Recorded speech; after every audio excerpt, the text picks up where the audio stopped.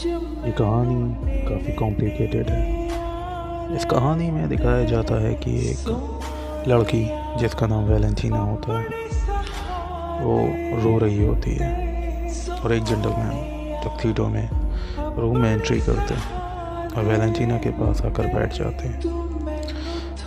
बातों से लगता है ये वैलेंटीना के कज़न या फिर बेस्ट फ्रेंड है।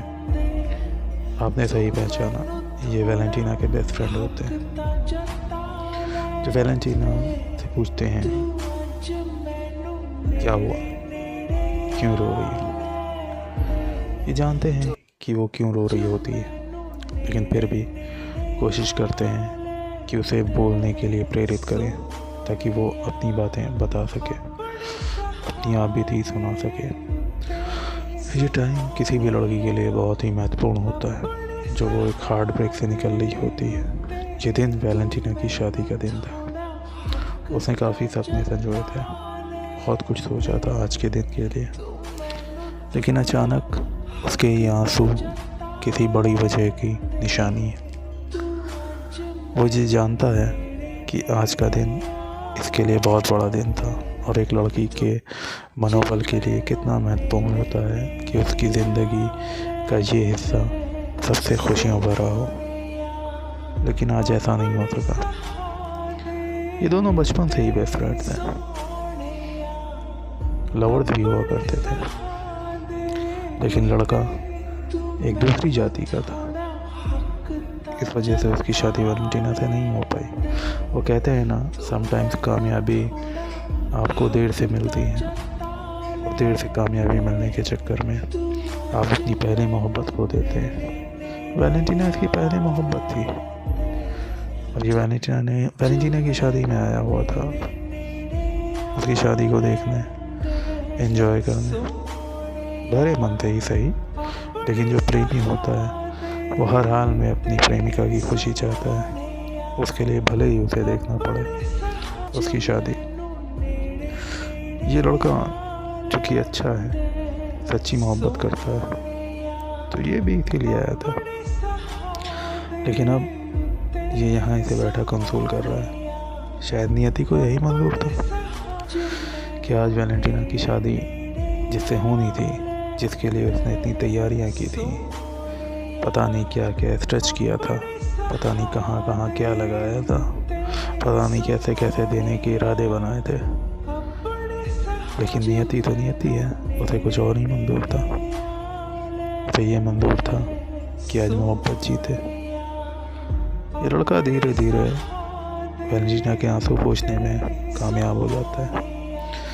वैलेंटीना ऐसे एक हग कर दी, रिलैक्स कर देता है वैलेंटीना को ये।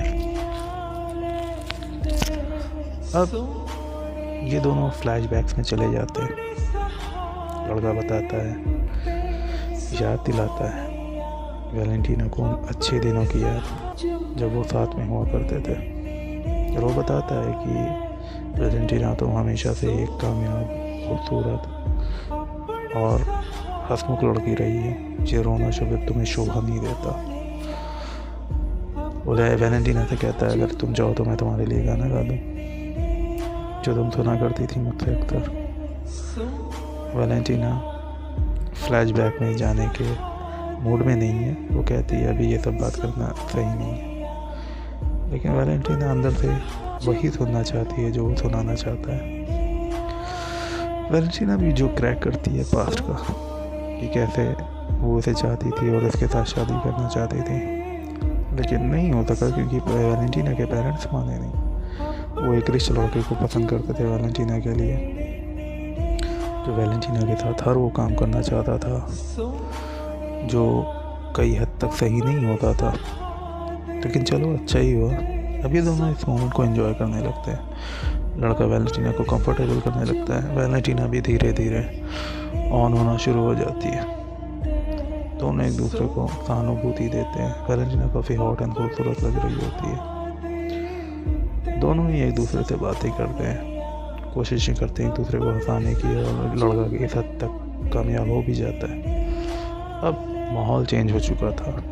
वैलेंटीना कहती है मोबाइल उठाओ, मैं तुम्हें अपनी फ़ोटोज़ दिखाती हूँ, और ये एक ऐप है जो मैं यूज़ कर रही हूँ।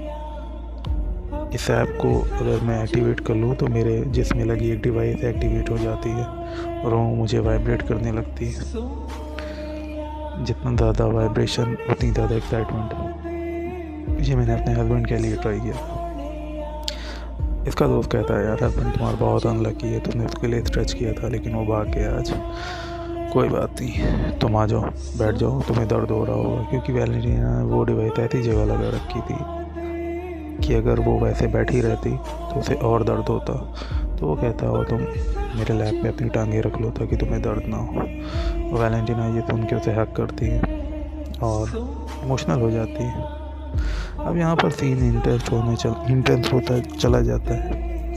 वैलेंटीना भी इमोशनल हो चुकी है, तो पुराने दिनों को याद कर रही है और अब यहाँ पर एक किस होता है दोनों में।